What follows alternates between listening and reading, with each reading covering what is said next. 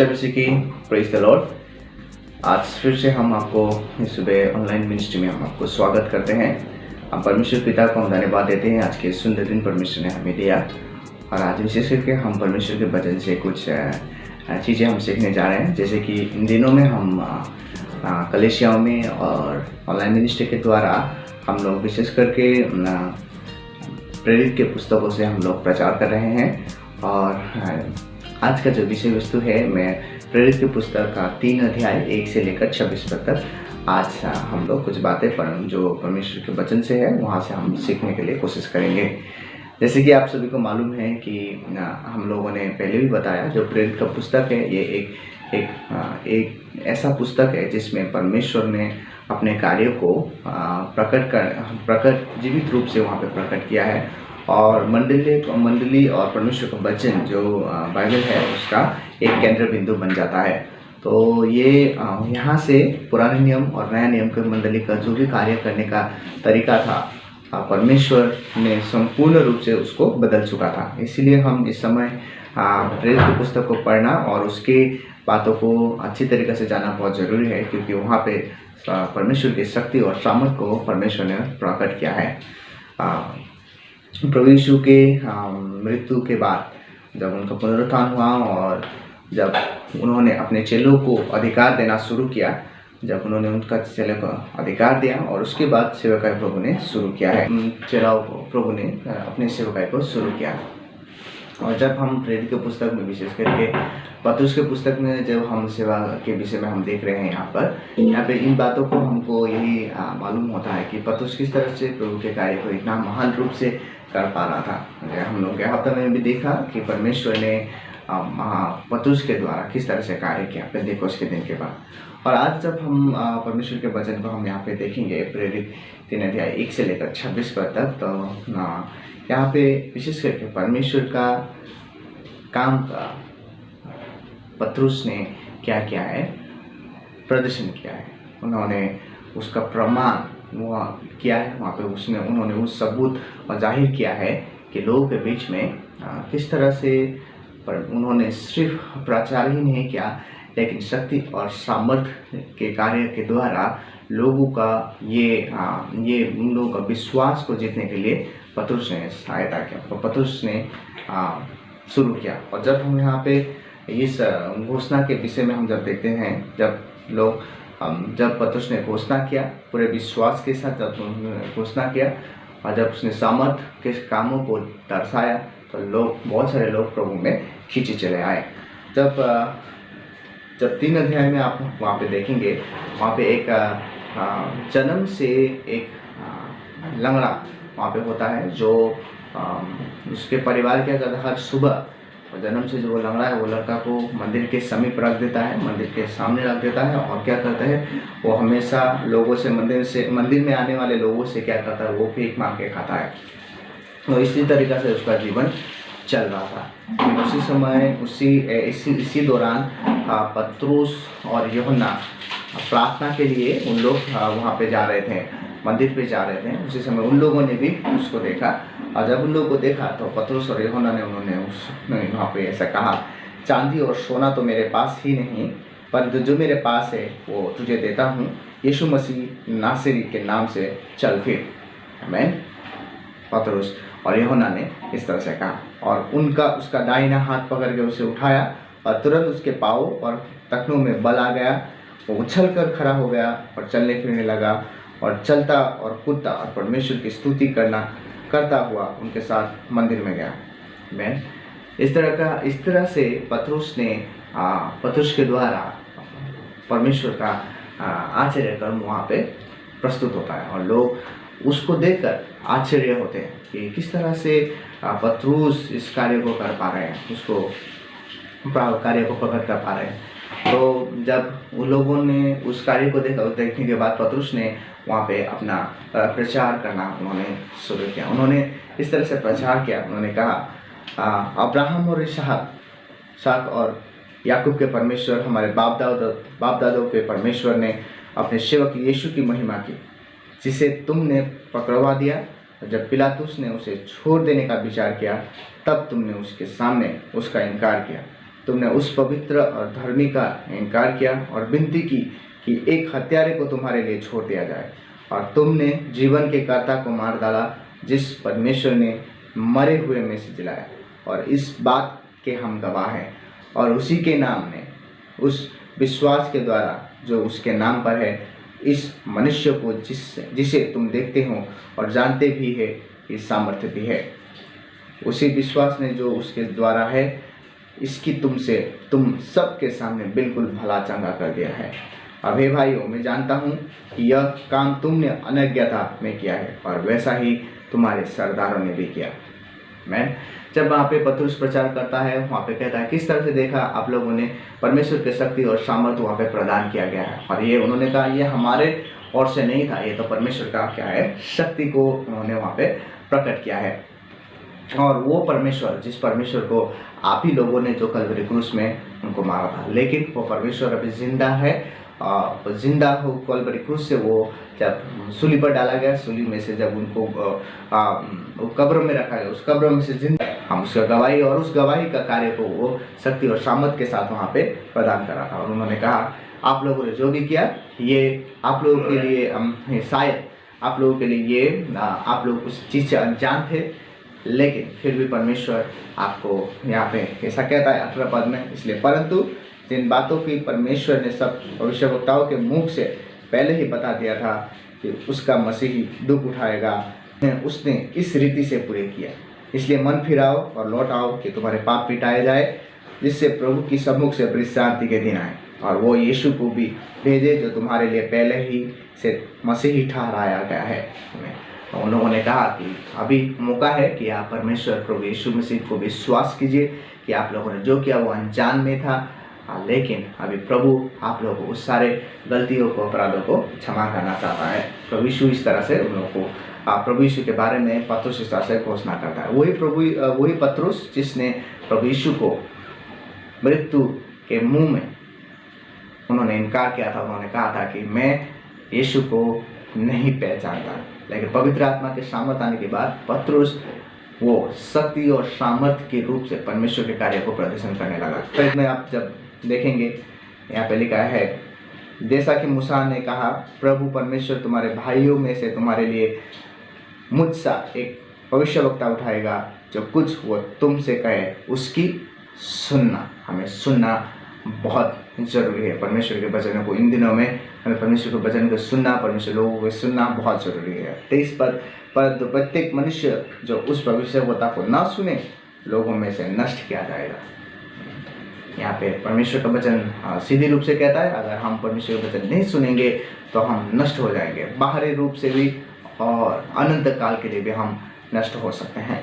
और 25 पद ऐसा कहता है, तुम भविष्यवक्ताओं की संतान और उस वाचा के भागी हो, जब परमेश्वर ने तुम्हारे बाप दादाओं से बांधी, जब उसने अब्राहम से कहा, तेरे वंश के द्वारा पृथ्वी के सारे घराने आशीष पाएंगे। परमेश्वर ने अपने सेवक को उठाकर पहले तुम्हारे पास भेजा कि तुम में से हर एक को उसकी बुराइयों से फेर कर आशीष दे। आमीन। परमेश्वर हमारे सारे बुराइयों को फेर कर आशीष देना चाहता है। परमेश्वर हमारे सारे अतीत के हर एक पापों को वो याद करना नहीं चाहता, लेकिन आपको वो सारे बुराइयों से फेर कर प्रभु यीशु के नाम के द्वारा वो आशीष देना चाहता है। जैसे कि आपने उस अंधे उस लंगड़े को देखा, आपने वो जन्म से लंगड़ा था, लेकिन परमेश्वर ने उस जन्म से लंगड़े को परमेश्वर ने आशीष में बदला।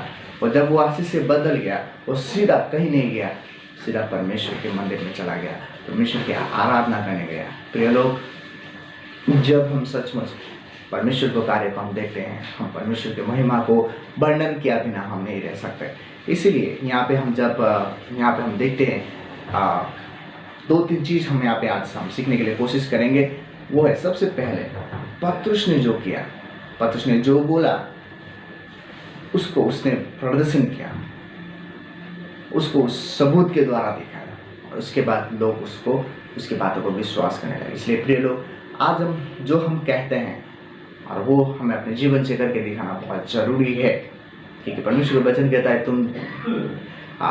तुम लोग जीवन का ज्योति, तुम लोग नमक हो। अगर हम इस प्रकार के जीवन का ज्योति और नमक बन के दिखाते हैं तो लोग परमेश्वर का महिमा करेंगे। प्रिय लोग, तो पत्रुस ने वही किया, उसने प्रचार किया और परमेश्वर के शक्ति और सामर्थ्य से उसने प्रभु का कार्य को पूर्ण किया। और उसके बाद लोग परमेश्वर में विश्वास करने लगे और लोग प्रभु को पिता परमेश्वर कह के ग्रहण करने लगे।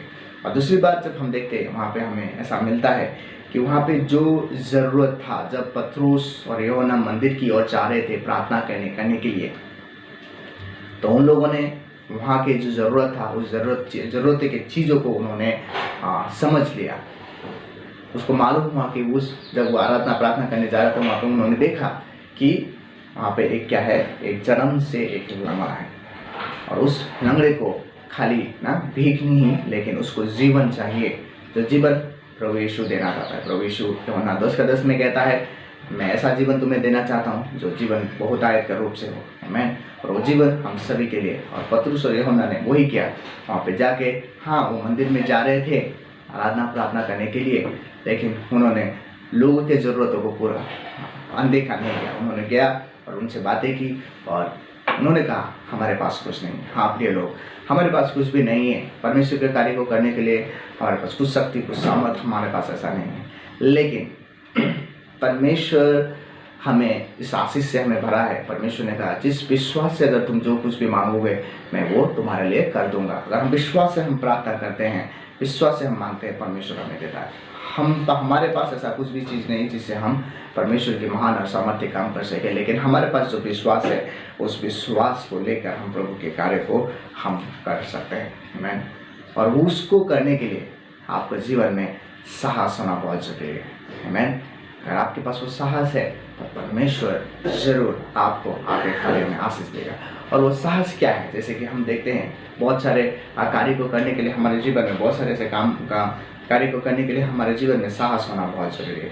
अगर आप पढ़ रहे हैं या किसी चीज़ को देख रहे हैं, किसी चीज़ से सुन रहे हैं, वहाँ से आपको साहस नहीं आएगा ना, वहाँ से आपको साहस नहीं है। साहस केवल आपके अनुभव के द्वारा आता है। और जब उस अनुभव से आप जाते हैं तो आप परिपक्वता में परिवर्तन होते जाते हैं ना। अगर आप एक ट्रेनर है, एक एथलेटिक्स है, आप एक अच्छा खेल कूद करने वाले व्यक्ति हैं, आप जितने भी पढ़ेंगे, आप जितने भी सुनेंगे, जितने भी देखेंगे, कुछ भी फायदा नहीं होगा जब तक आप मैदान में जाके उसका कसरत ना करेंगे। ऐसा ही है, जब तक आप प्रभु के विश्वास के बारे में आप सुन तो रहे हैं, प्रभु चंगाई करते हैं वो सुन तो रहे, लेकिन आप कार्य में नहीं लाएंगे तो उसका कुछ भी फायदा नहीं होगा। इसलिए व्यवहारिक रूप में आपको क्या करना है? आपके साहस को प्रयोग करना है, आपके साहस को आपको प्रयोग करना है। और परमेश्वर ऐसे विश्वास के कार्य करने वाले लोगों को परमेश्वर आशीष देता है। उसको कार्य को करने के लिए प्रभु कुछ शक्ति और सक्षम देता है। जीवन में ऐसे कार्य को करें जो कार्य आपने कभी ना किया है, और उसके लिए परमेश्वर के साथ सहायता मांगे और परमेश्वर आपको उसको कार्य को करने के लिए सहायता करें। बहुत सारे लोग ऐसे करते हैं कि वो जब ऐसा चीज़ आता है जो चीज़ बहुत उनसे वो नहीं कर पाते, नहीं कर सकते, वैसे चीज़ों को लोग अनदेखा करते हैं। और लेकिन वैसा ही समस्या फिर दोबारा आने से फिर से अनदेखा करते हैं और सोचते हैं कि वे इस तरह से इस परिस्थिति को क्या करेंगे, संतुलन करेंगे। लेकिन ये अच्छा उपाय नहीं है और ये लंबे समय तक हमारे जीवन के लिए एक स्वस्थ तरीका नहीं है। इसलिए यहोशू 1:9 क्या मैंने तुझे आज्ञा नहीं दी कि आप बनकर दृढ़ हो जा, भय ना खा और तेरे मन कच्चा ना हो, क्योंकि जहाँ जहाँ तू जाएगा वहाँ तेरा परमेश्वर यहोवा तेरे संग रहेगा। आमीन। और प्रभु हमारे साथ है, जब पिता हमारे साथ है, स्वर्ग और पृथ्वी का मालिक जब हमारे साथ है, तो हमें डरना जरूरी नहीं है। हाँ, डर एक मानवीय भावना है।